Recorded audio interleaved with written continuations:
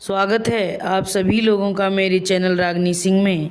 आइए सुनते हैं मन्नू भंडारी जी की कहानी सजा। तो चलिए शुरू करते हैं कहानी।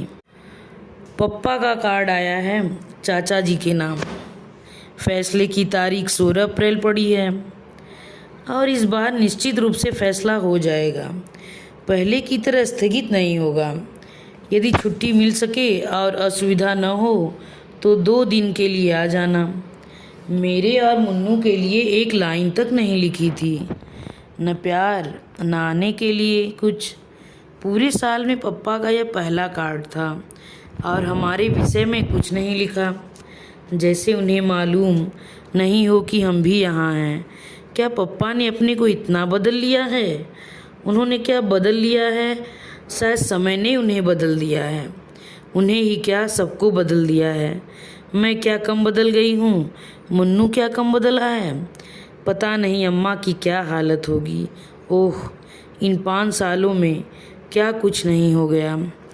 16 अप्रैल, आज से 5 दिन बाद मैं जाऊंगी, ज़रूर जाऊंगी। कांत मामा ने तो हर सुनवाई के बाद यही लिखा है कि इस बार फैसला पक्ष में होगा। हे भगवान, ऐसा ही हो। पर रह रह कर मन कांप जाता है। पहली बार भी तो यही सब कहते थे। तब मैं एकदम नासमझ नहीं थी, फिर भी ज़्यादा नहीं समझती थी। पप्पा और अम्मा तो हमेशा मुझे बच्ची ही समझते थे, इसलिए शायद बड़ी ही नहीं हो पाती थी। इधर एकदम कितनी बड़ी हो गई हूँ। कानून की बातें समझने लगी हूँ। 7 आदमियों का दोनों समय का खाना बना लेती हूँ। खाना ही नहीं, घर का भी तो काम करने लगी हूँ। मेरे साथ स्कूल में जो लड़कियाँ पढ़ती थीं उनसे करवा लो, देखे कोई भी काम। पर वे क्यों ये सब काम करें? भगवान कभी उन्हें ऐसे बुरे दिन न दिखाए। क्या पापा सचमुच छूट जाएंगे? पिछली बार जब फैसला हुआ था तब दादी, बाबा, चाचा सब आ गए थे। सब लोग कचहरी गए पर हमें नहीं ले गए। मुन्नू को छोड़ जाते, वह सचमुच बच्चा था, पर मैं तो बड़ी थी, 9वीं का इम्तहान दे चुकी थी। मुझे पापा के सारे केस की बातें पता थीं, फिर भी मुझे नहीं ले गए। मैं और मुन्नू सांस रोककर सबके लौटने की प्रतीक्षा कर रहे थे। मैं खुद बहुत घबरा रही थी, पर मुन्नू को बराबर समझाती रही थी। और कोई चाहे मुझे बड़ा न समझता, पर वह तो समझता ही था। 12 बजे दादी और अम्मा ने रोते रोते घर में प्रवेश किया। बाबा कुर्सी पर बैठकर हथेलियों में मुंह छिपाकर फूट फूट कर रोने लगे। हे भगवान, तेरे राज में इतना अंधेर। मेरे निर्दोष बेटे को 2 साल की सज़ा। सबको रोता देख हम दोनों भी खूब रोए। 2 दिन मैं स्कूल नहीं गई। जब गई तो मेरी सभी सहेलियां हमदर्दी दिखाने लगीं, पर वह हमदर्दी बिल्कुल नहीं थी। हमदर्दी क्या ऐसे कहकर दिखाई जाती है?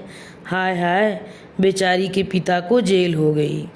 आपस में दबी दबी जबान में कहती, इतने बड़े लोग भी चोरी करते हैं। तभी ठाठ थे आशा जी के। मेरा जी होता चीख चीख कर सबसे कहूँ कि पप्पा ने कुछ नहीं किया है, बस इस समय उनके ग्रह बिगड़े हुए हैं। ग्रह जब बिगड़ जाते हैं तब क्या नहीं हो जाता। रामचंद्र जी ने कौन चोरी की थी, फिर भी 14 साल का वनवास काटा या नहीं? पांडव ने क्या किया था, फिर भी अज्ञातवास भोगा या नहीं? तब जब ग्रह बिगड़ते हैं तो राजा को भी सब कुछ भोगना पड़ता है।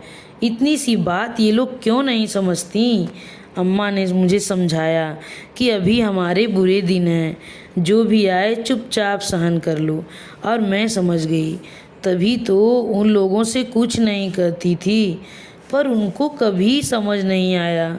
शायद बुरे दिनों में ही समझ बढ़ती रही। खैर, तभी कांत मामा आ गए।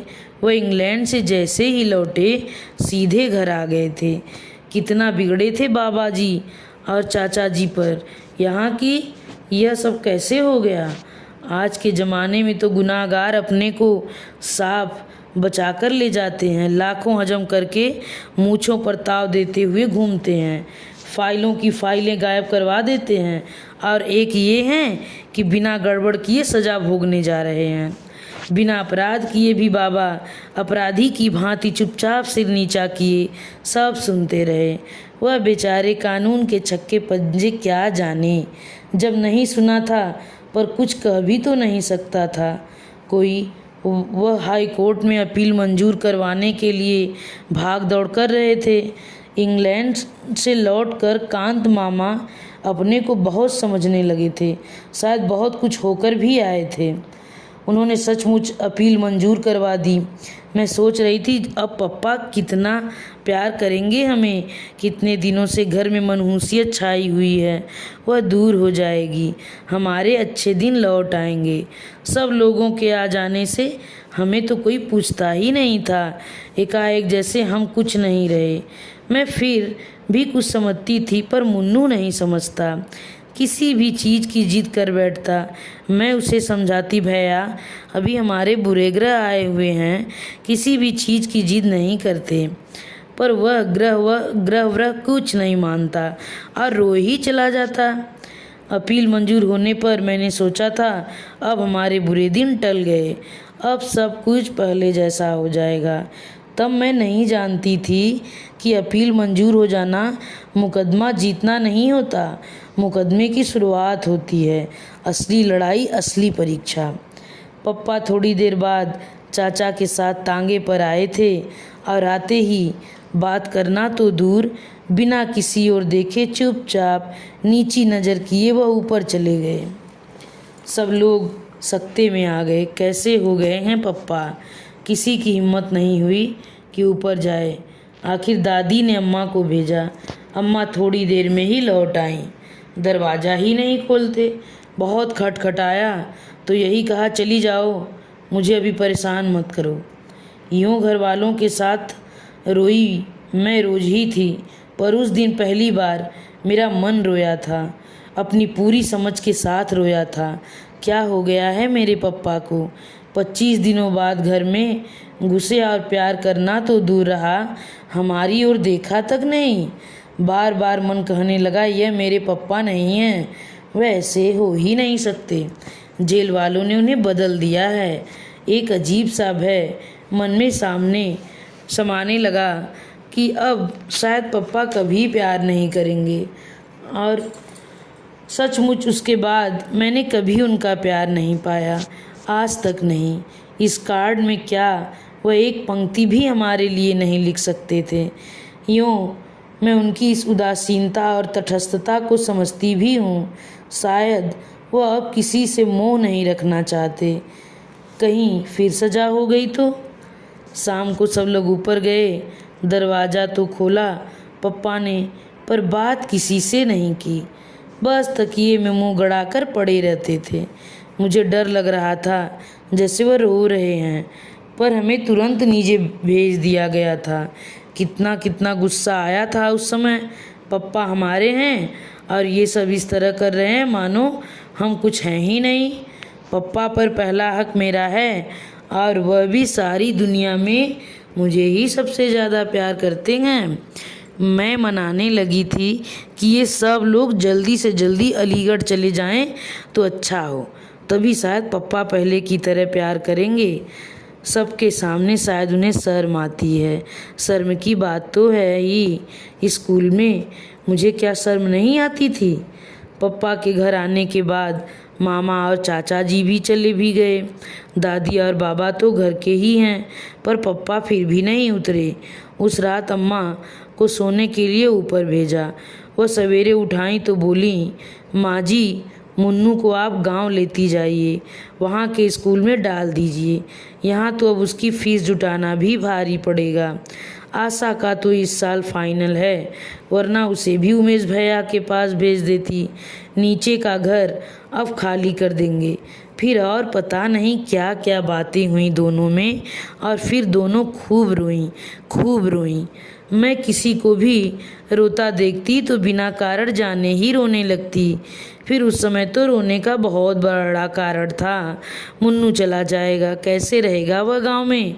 वहाँ का स्कूल भी कोई स्कूल है? यहाँ इतने अच्छे स्कूल में पढ़ा। पप्पा वैसे चाहे सारे दिन चुप पड़े रहें, पर इस मामले में कभी चुप नहीं रहेंगे।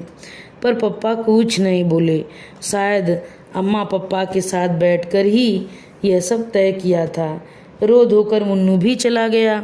हाँ, जाते समय पप्पा ने उसे सीने से लगाकर बहुत प्यार किया था। मैं पास ही खड़ी रही थी। पप्पा की आंखों में आंसू टपक रहे थे। मेरा बड़ा मन कर रहा था कि मैं आंसू पोंछ दूं, उनके दुख को दूर करने के लिए नहीं, पप्पा का प्यार पाने के लिए। मुन्नू दूर जाकर भी पप्पा के कितने पास हो गया। मैं पास रहकर भी शायद हमेशा से दूर ही रहूँगी। पर पप्पा छोड़ने नीचे नहीं आए, कोई स्टेशन भी नहीं गया। जाता ही कौन? अम्मा अकेली निकलती नहीं, और मैं जाती तो लौटती कैसे? मुन्नू के जाते ही हमारा घर सुना ही नहीं हुआ। उसमें बहुत कुछ रबो बदल भी हो गया। और फिर मुन्नू ही क्यों, धीरे धीरे सारा सामान भी चला गया। नीचे का मकान खाली कर दिया। खाना पकाना और सोना बरसाती में। पास की छोटी सी कोठरी साफ करके मुझे पढ़ने के लिए मिली। पप्पा अब कुछ कुछ बोलने लगे थे, पर पहले वाले पप्पा वह बिल्कुल नहीं रह गए थे। बस सारे दिन चुपचाप लेटे रहते या कुछ पढ़ते रहते। कभी कभी गोदी में तकिया रखकर कुछ लिखते भी। मेरा बड़ा मन होता था कि देखूं वह क्या लिखते हैं, पर कभी हिम्मत नहीं हुई। कितनी ही बार पढ़ा था कि दुख में हिम्मत रखने वाले सच्चे वीर होते हैं। हंसते हंसते जो सारे दुखों को झेल जाए वही सच्चा वीर पुरुष है। मेरा मन होता कि पप्पा को यह सब बात समझाऊं, पर क्या पप्पा यह सब नहीं जानते? फिर इसी तरह मुंह छिपाकर तो वह पड़ा रहे जिसने सचमुच चोरी की हो। पप्पा को बाहर निकलना चाहिए, घूमना फिरना चाहिए। इस तरह रह रह कर तो सबके बीच अपने को अपराधी ही साबित कर रहे हैं। पर उन्हें कैसे समझाती? अपनी कोठरी में और कोई कष्ट नहीं था, पर भयंकर गर्मी के दिन और पंखा नहीं। रात तो जैसे तैसे छत पर कट जाती, पर दोपहर में तो छत पर बने ये कमरे भट्ठी की तरह जलते थे। छुट्टियों के दिन बिताए नहीं बीत रहे थे। अपनी किसी सहेली के यहाँ जाने की इच्छा नहीं होती थी। पड़ोस तक में जाना छोड़ रखा था। दुख में कोई साथी नहीं होता। बस एक गांठ बांध रखी थी कि जब तक ये बुरे ग्रह टल नहीं जाते तब तक सभी कुछ चुपचाप सहन करना है। जुलाई में बाबा की चिट्ठी आई। मुन्नू को 6वीं में भर्ती करवा दिया है और वह खुश है। हम सब ने भी मान लिया कि वह खुश ही होगा। ऐसा मान लेने में ही हम सबकी खुशी थी।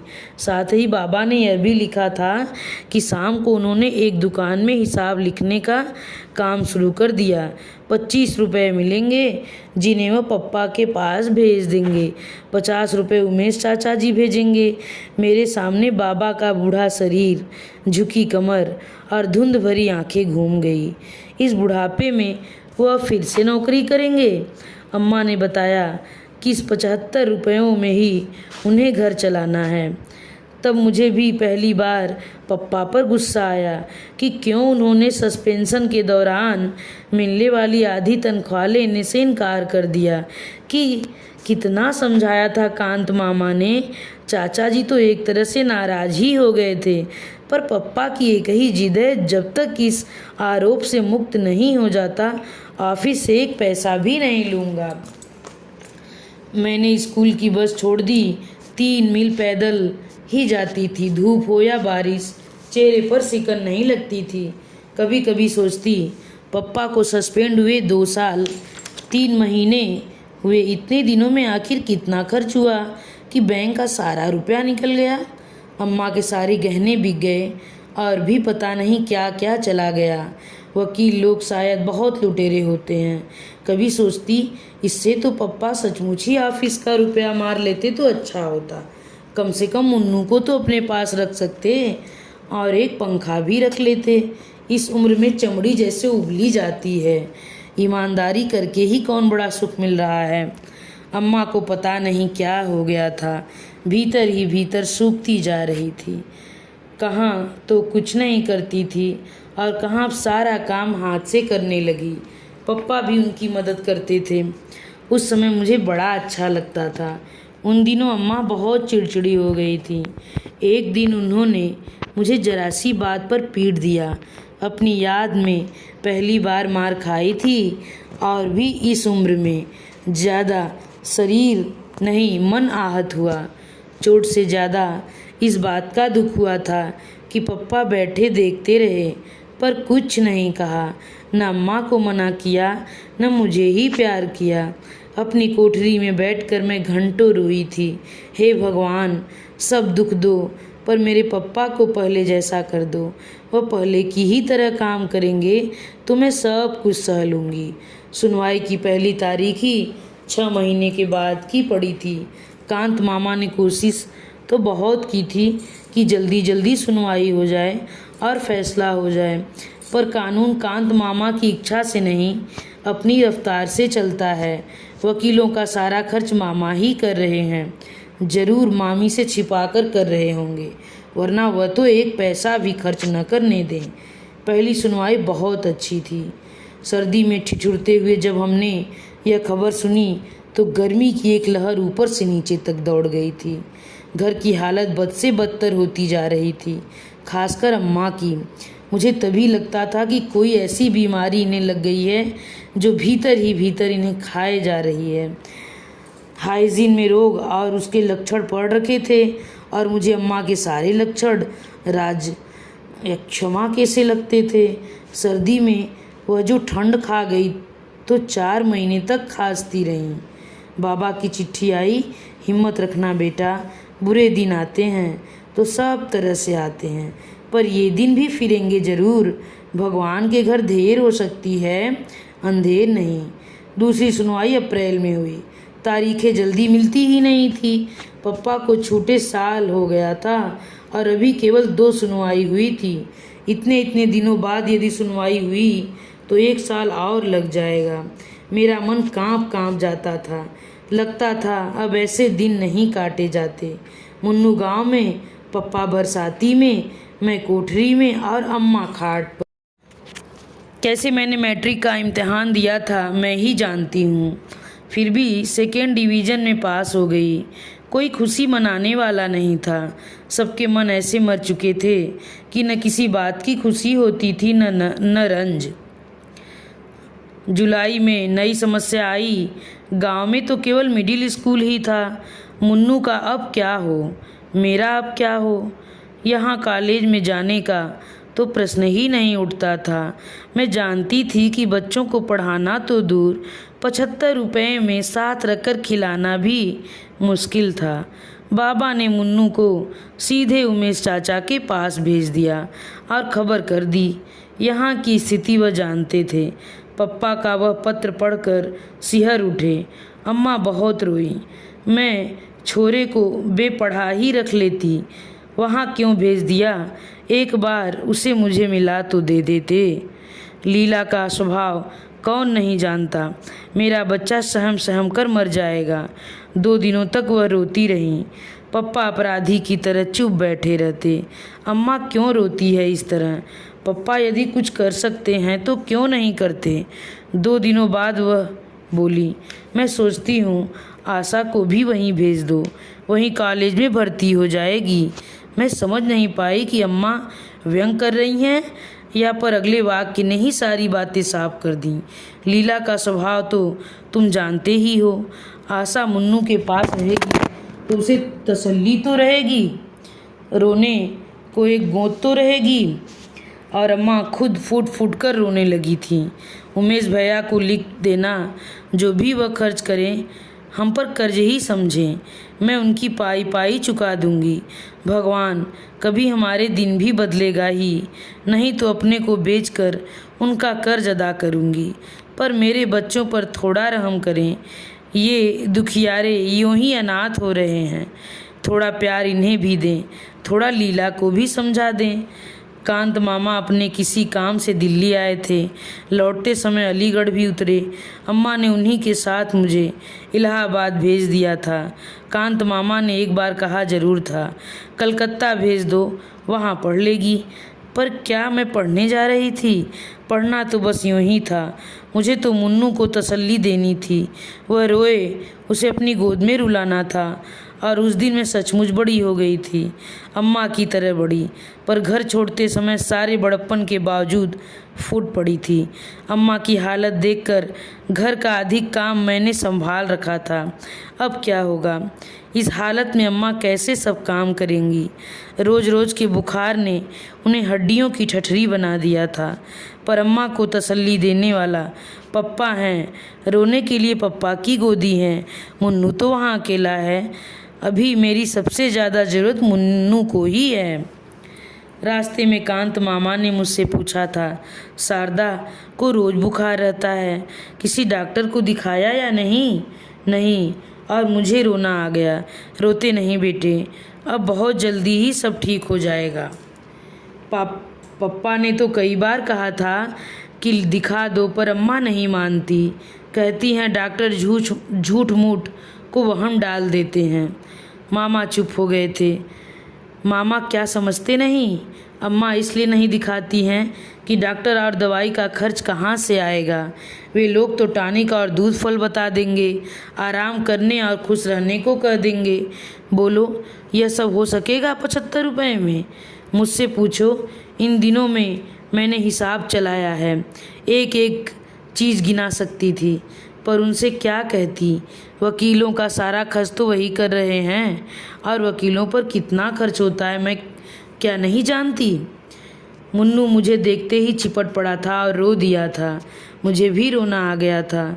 चाची ने कुछ कहा जरूर था, पर अपने ही रोने में हमने सुना नहीं। मुन्नू को गले लगाकर मुझे कैसा लग रहा था मैं नहीं बता सकती। इतना ज़रूर लगा था कि उसे सचमुच किसी गोदी की ज़रूरत थी, किसी सहारे की। मैं चाची से बातें कर रही थी। उन्हें मेरा आना अच्छा नहीं लगा था, यह साफ था, पर मैं ही कौन अपनी इच्छा से आई हूँ। मुन्नू का रंग काफ़ी सांवला पड़ गया था, चेहरा सूख कर मुरझा गया था और आंखें बड़ी सहमी सहमी सी लगी थी। लगा बहुत डर डर कर दब कर रहता है। शायद यहाँ घर में तो कितना उधम करता था। इतना सा बच्चा, कैसे उसने अपने को बदला होगा, दबाया होगा। देखा उसका काम था साल भर के बिट्टू को खिलाना। सारे दिन वह उसे गोदी में टांगे टांगे फिरता। कब वह पढ़ता होगा, कब वह होमवर्क करता होगा। रात को जब वह सोने मेरे पास आया तो धीरे से बोला, दीदी कल मुझे बुढ़िया के बाल खिलाना, टिल्लू और पम्मी रोज़ खाते हैं। चाची उन्हें पैसा देती हैं और कहती हैं छिपकर खा लिया करो, पर वे सामने ही खाते हैं। एक दिन टिल्लू मुझे चिढ़ाकर खा रहा था, मैंने उसके बाल छीन लिए। उसने चाची से शिकायत कर दी। चाची ने मुझे बहुत मारा। चाची बहुत ज़ोर से मारती है। और वह फिर सिसकने लगा। मैंने उसे प्यार किया और कहा, मैं अपने भैया को बाल खिलाऊंगी, पर मेरा मन भीतर तक सिसक पड़ा। हम बड़े हैं, हम सब समझते हैं और सह भी सकते हैं, पर यह बेचारा सिसक पड़ा। समझ तो गया ही होगा, पर सहे कैसे? पहली रात को ही मैंने संकल्प किया, मैं कॉलेज नहीं जाऊंगी, घर का सारा काम मैं करूंगी, जिससे चाची को पूरा आराम मिले और उनका गुस्सा ठंडा रहे। चाची कुछ भी कहेंगी तो चूं तक नहीं करूंगी।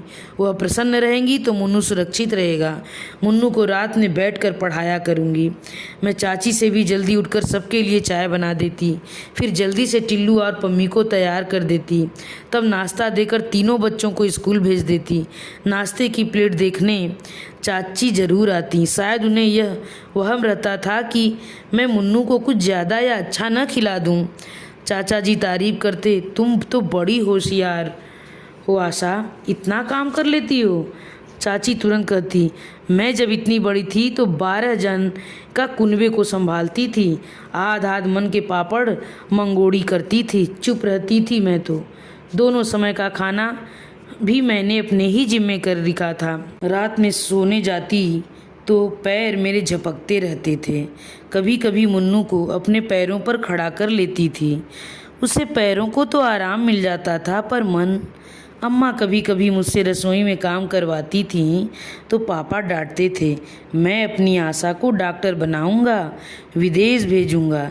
यह भटियार खाना करवाकर क्या मुझे अपनी बिटिया की ज़िंदगी खराब करनी है? यही वाक्य हवाओं में तैरकर कमरे में घूमता रहता, गूंजता रहता। धीरे धीरे आदत पड़ गई तो पैरों का दर्द बंद हो गया और मन भी सुन्न होता चला गया। मैंने अम्मा को नहीं लिखा कि मैं कॉलेज में भर्ती नहीं हुई हूँ। लिखने के लिए चाची जी ने मुझे 4 पोस्ट कार्ड दिए थे और बताया था कि हर महीने 4 कार्ड मिलेंगे, उनमें मैं अपने कुशल समाचार भेज देती थी। बस रात दिन काम कर कर के मैं चाची के क्रोध को संभाले रहती। आराम पाकर मुझ पर वह कुछ कुछ प्रसन्न भी हो गई थी, पर उनका हाथ जब तक उठ जाया करता था। अपने बच्चों पर भी, मुन्नू पर भी।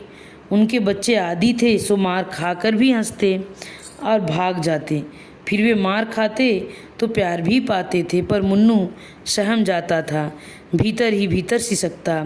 बड़ी करुण नज़रों से वह मुझे देखता, पर भीतर से कटकर भी मैं ऐसे अवसरों पर कुछ नहीं बोलती।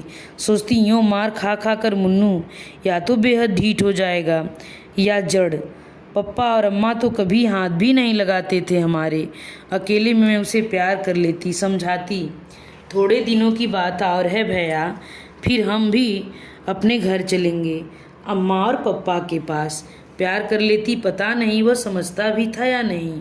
पर मेरा मन सबसे ज़्यादा दुखी होता जब चाची गुस्से में कहती, ऑफिस के 20,000 गायब करके गाड़ दिया और हमारा खून चूस रहे हैं। ये हमारे बड़े हैं, लानत है ऐसे बड़प्पन पर। मैं सोचती, क्या सचमुच चाचा जी यही सोचते हैं कि पप्पा ने रुपए मारे हैं? यदि आज उनके पास पैसा होता तो क्या हमें यूँ छोड़ देते और अपने सारे पिछले दिन आँखों के आगे घूम जाते? कितना प्यार करते थे पप्पा, कितना। मैं चाहे कुछ भी लिखूं, पर क्या वह जानते नहीं थे कि हम पर यहाँ क्या गुजर रही है?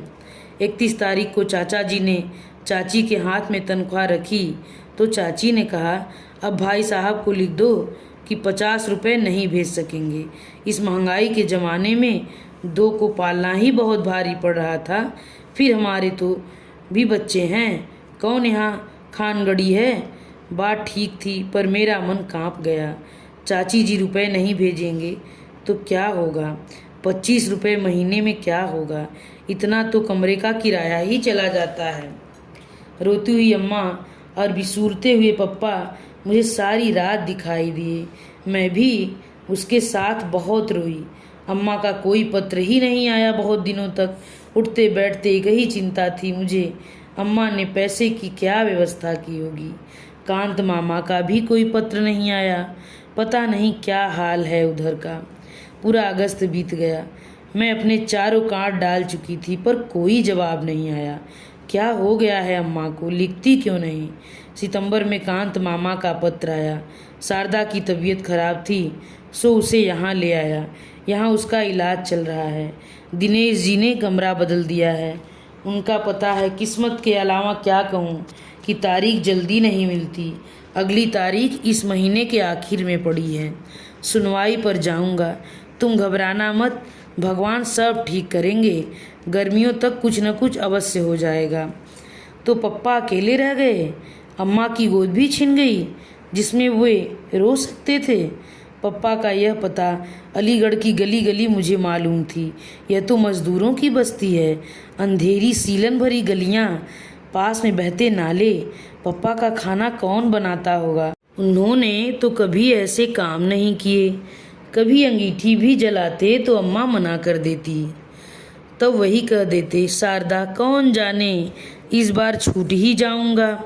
सजा हो गई तो पता नहीं क्या क्या करना पड़ेगा। अम्मा बीच में ही डांट देती, ऐसी बात भी क्यों मुंह से निकालते हो? भगवान के घर देर हो सकता है, अंधेर नहीं। यह वाक्य अम्मा ने बाबा से सीखा था और मंत्र की तरह गांठ बांध ली थी। और मैं भगवान से यही मनाया करती थी कि हे भगवान, उन्हें सजा न हो। पप्पा की तपस्या का फल उन्हें मिले। जो कुछ वह सह रहे हैं वह क्या तपस्या से कम है? सीलन भरी अंधेरी कोठरी में सबसे मुंह छिपा कर रहना, बच्चे कहीं, पत्नी कहीं। अब तो रहम करना, अब उन्हें सजा मत देना। कांत मामा की चिट्ठी आई कि फैसला पक्ष में ही होगा। केस की पैरवी बहुत अच्छे ढंग से हुई है। बस फैसले की तारीख पड़ जाए जल्दी से। मैं बैठी बैठी दिन गिनती। अपील के बाद मुकदमा चलते हुए 4 साल हो गए। इन 4 सालों में क्या कुछ नहीं हुआ। भगवान, देर तो बहुत की, अब अंधेर मत करना। यूँ यह देर भी अंधेर से कम नहीं, पर और अंधेर मत करना। मुन्नू और टिल्लू अपना अपना रिजल्ट लेकर आए। टिल्लू सब विषयों में पास था और मुन्नू एक विषय में फेल होकर प्रमोट हुआ था। चाचा जी ने टिल्लू को प्यार किया। मुन्नू पास खड़ा आंसू भरी आंखों से टुकुर टुकुर ताकता रहा। चाची ने कहा, फेल हो गया ना, पढ़ने लिखने में मन लगाओ मुन्नू साहब, तब टिल्लू की तरह पास होगे। सारे दिन बैठे बैठे टसुओं बहाने से पास नहीं हुआ जाता। आँख के आंसू गालों पर ढुलक गए। कमीज की बाँह से उन्हें पोंछता हुआ वह भीतर जाने लगा तो टिल्लू चिढ़ाने लगा, फेलू राम फेलू राम। उस दिन पहली बार मेरे लिए अपने पर बस रखना बहुत कठिन हो गया था। मन हुआ कह दूं, उसे पढ़ने के लिए समय ही कहाँ मिलता है। सारे दिन तो बिट्टू को खिलाता है, 25 चक्कर बाजार के करता है, पर चुप। जाते जाते मुन्नू ने एक बार चिढ़ाते हुए टिल्लू को जरूर जलती आँखों से देखा था। लगा उठाकर एक आँख हाथ मार देगा, पर न वह लौटा न कुछ बोला ही।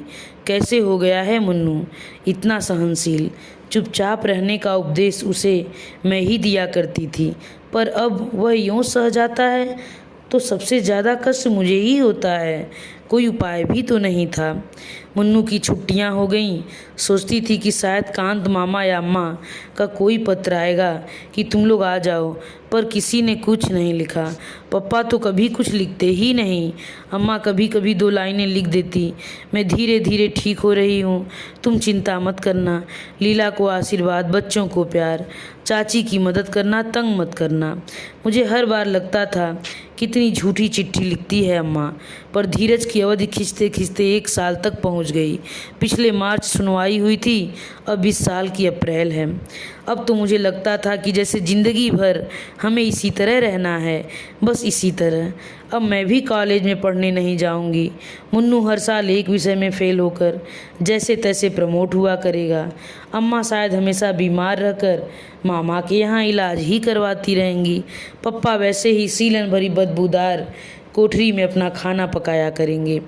और तभी आज पप्पा की यह चिट्ठी आई, उसके हाथ की लिखी पहली चिट्ठी। मैंने 1000 बार उसे देखा, पढ़ा, छुआ, जैसे उस कार्ड को छूकर पप्पा की हालत का ज्ञान हो जाएगा। पप्पा ने हमें बुलाया नहीं, कहने से चाचा जी ले जाएंगे, पर इस बार जाएंगे ज़रूर, चाहे कुछ भी हो जाए। कांत मामा को लिखूं, वे लेते जाएंगे। कल सवेरे 10 बजे फैसला है। हम दोनों कांत मामा के साथ आ गए। धर्मशाला में छोड़कर मामा पप्पा को लेने चले गए। पूरी उम्मीद थी कि इस बार अम्मा ज़रूर आएंगी, पर वह नहीं आई। मामा ने इतना ही कहा, उसकी हालत लाने जैसा नहीं था। फैसला हो जाए तो तुम लोग वहाँ चलना।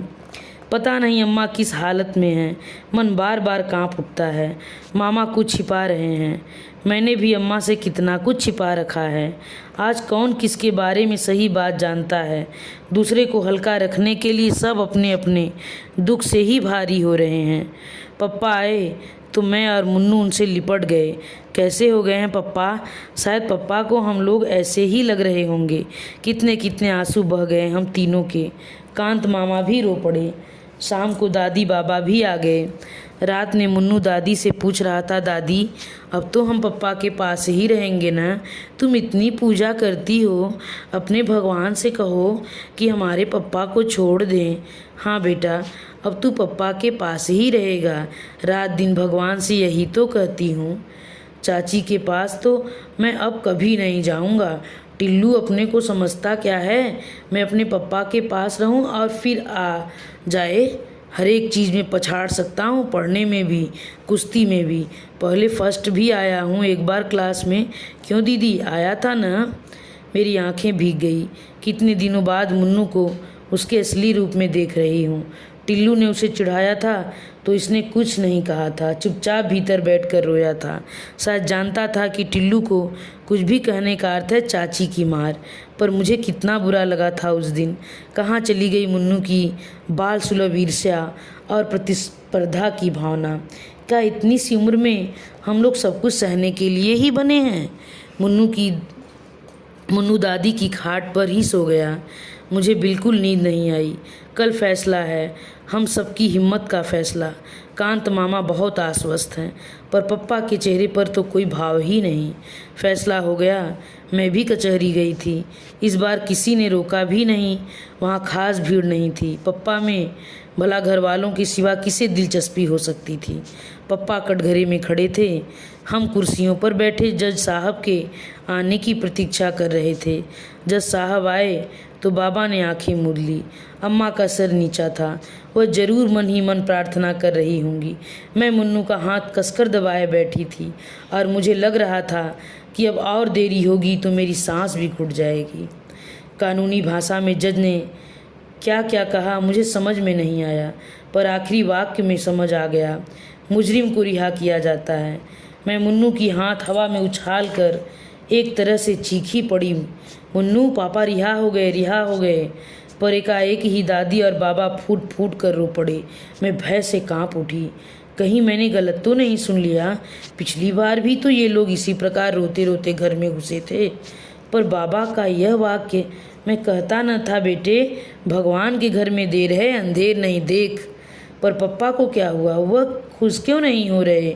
उनका भावहीन चेहरा, गड्ढे में धसी हुई निस्तेज निर्जीव आँखों में खुशी की चमक क्यों नहीं आ रही? वह ऐसी पथराई आँखों से बाबा को देख रहे हैं मानो उन्हें बाबा की बात ही समझ में नहीं आ रही हो। मैं दौड़कर पप्पा से चिपट गई। पप्पा अब बरी हो गए। सुनते हैं, आपको सज़ा नहीं हुई। सज़ा नहीं हुई पप्पा आपको। पर पप्पा फिर भी वैसे ही रहे, मानो उन्हें विश्वास ही नहीं रहा कि उन्हें सज़ा नहीं हुई। इसी के साथ यह कहानी समाप्त होती है। अगर यह कहानी आप लोगों को पसंद आई हो तो कृपया मेरे चैनल को सब्सक्राइब और लाइक कीजिए। धन्यवाद।